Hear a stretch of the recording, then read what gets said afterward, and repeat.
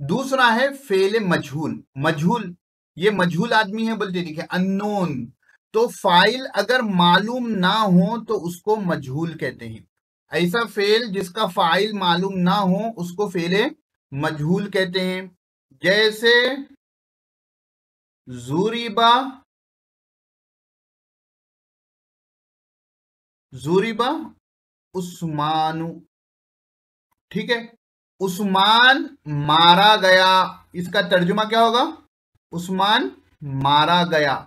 यानी यहां पर उस्मान को किसने मारा उसका इल्म नहीं है, यानी यहां पर फाइल कौन है वो नहीं मालूम, इसलिए इसको फेले मजहूल कहते हैं, इसलिए इसको फेले मजहूल कहते हैं।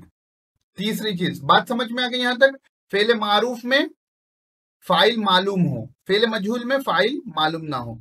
फेले मारूफ में काम करने वाला मालूम हो, फेले मजहूल में काम करने वाला मालूम ना हो। तो ये दोनों में जो है पूरी बात किसकी होगी?